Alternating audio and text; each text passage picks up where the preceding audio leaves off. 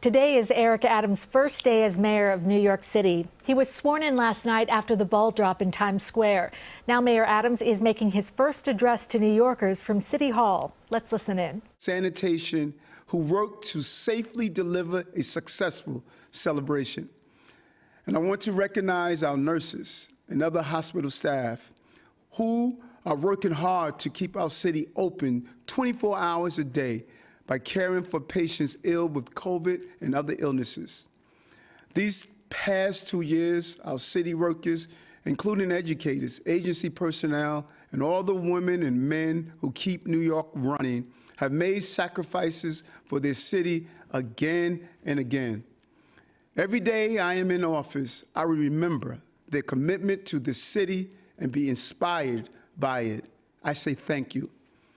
I chose Times Square as the site of my swearing in because I take this important office as a time of great challenges for our city.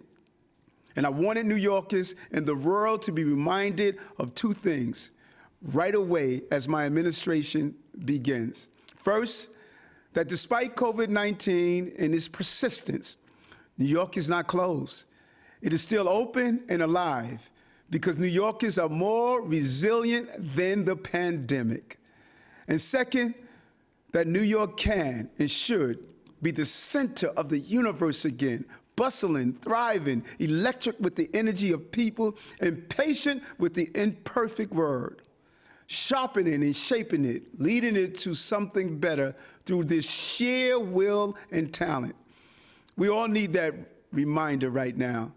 We have lived through 2 years of continuous crises, and that insults our very nature as New Yorkers. The crisis tells us that it is in charge, that it is in control. The crisis wants to tell us we can be happy, when we can be sad, when we can work, and how we can enjoy our city. The crisis wants to tell us how to live. But there's one thing everyone knows about New Yorkers. We don't like anyone telling us what to do. Yet, unemployment remains high, crime is high, COVID cases are high again. So how do we get our city back?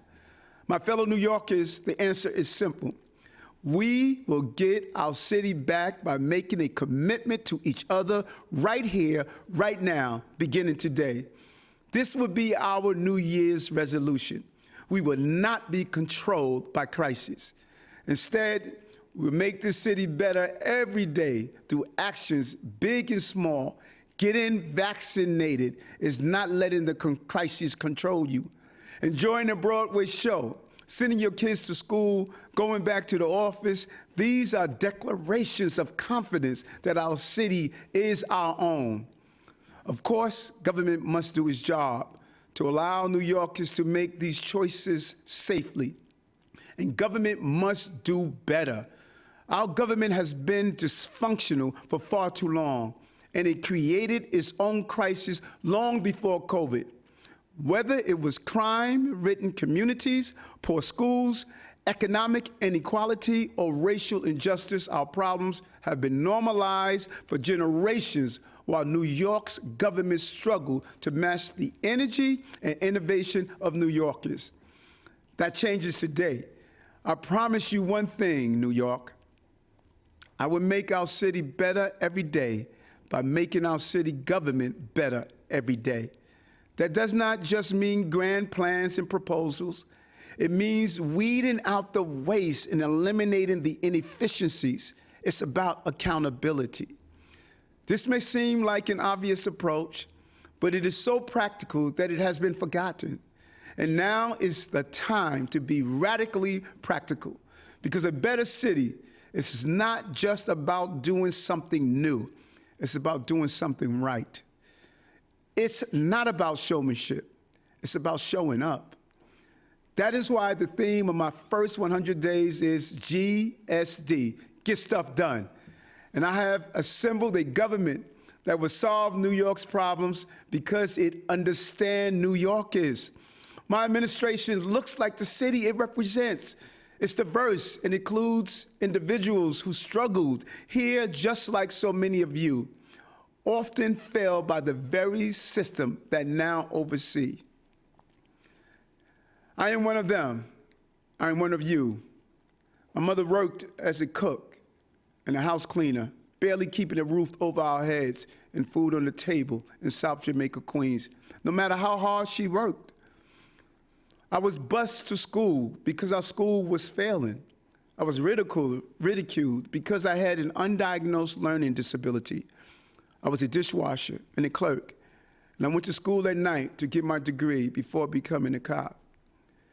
I was arrested as a teenager. I was beaten by police, and later today, I will go back to that same precinct house, and I will address the officers there as their mayor. The beginning of my story is like so many others in this city, so many of which end in sorrow instead of triumph. But with a better city government and a laser focus on taming COVID, turning our economy around and lowering crime, we can add glory to more New York stories. But to do this, we must also put down the weapons of rhetoric and reach for results. The ideological wars of our recent political past are more costly now than ever as we face such serious challenges. These fights divide us by forcing us to make forced choices rather than working together on practical solutions. Some will continue to say that we must choose between public safety and human rights, but we can't have both. That is why I am going to put more resources into stopping violent crime while I work with Commissioner Sewell to bring reform to our police department. Some would say that there cannot be winners in our economic turnaround without being losers in the same time. I say no to that. We can have an economy that lifts up working people and brings prosperity to all New Yorkers.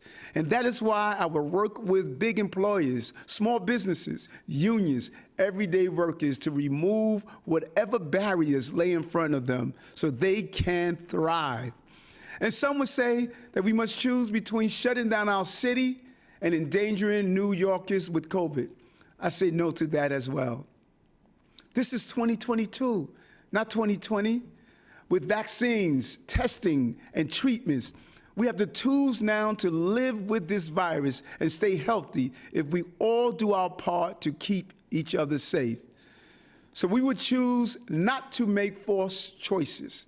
We would choose the truth, which is that we all want the same thing, a safe, prosperous, healthy city where we can raise our children and all New Yorkers can thrive, regardless of background, belief, or orientation. As I begin here today at City Hall, I look to my predecessors for perspectives, and I think we can all learn from their wise words. My good friend and mentor, the recently departed Mayor David Dinkins, famously called New York a gorgeous mosaic in his inauguration speech 32 years ago, an observation as true today as it was then. He also pledged that his administration will never lead by dividing, by setting some of us against the rest of us, or by favoring one group over others. I pledge to do the same. But perhaps the words that resonates the most with me in this moment are from Mayor Koch's inauguration speech 12 years before Mayor Dinkins. When this city was facing a financial crisis that set it on the verge of ruin, Mayor Koch said, "These have been hard times. We have been tested by fire. We have been drawn across the knife edge of poverty. We have been inundated by problems. We have been shaken by troubles that have destroyed any other city would have destroyed. But we are not any other city. We are New York, and New York in adversity towers above any other city in the world."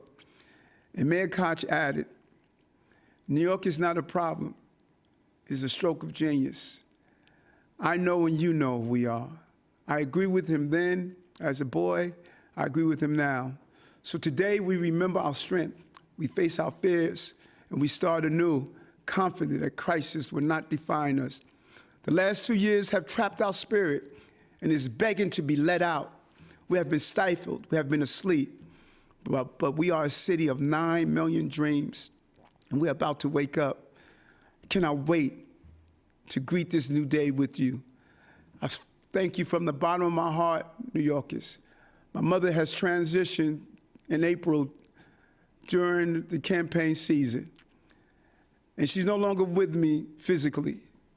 But this city betrayed her like it has betrayed so many other mothers and families. That betrayal stops. This is our city. Nothing is going to define us. Nothing is going to stop us. We're going to renew our spirits again. Let's do it together. I know and you know, if I can borrow from the great owner of Snapple Soft Drinks, we're going to win because we're made up of the best stuff on earth. We are New Yorkers. Thank you. You've been watching Eric Adams make his first address as mayor of New York City. For continuing coverage of Mayor Adams' inauguration and his plans for the city, go to our website, cbsnewyork.com.